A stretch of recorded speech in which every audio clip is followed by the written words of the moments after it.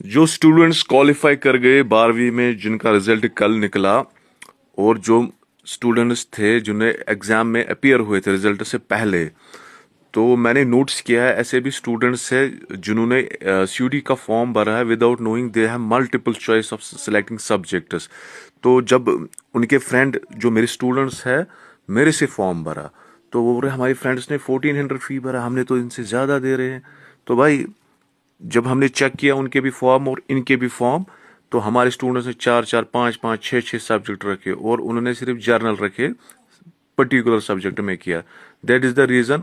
अगर आप किसी पर्टिकुलर सब्जेक्ट में लेते हो आपको 1400 लगभग फीस होता है, अगर फिर मजीद सब्जेक्ट्स लेते हो आपका ज्यादा फीस में एडिशन होता है। बहुत सारे स्टूडेंट्स इस चीज से भी कासिर है, दे डोंट नो।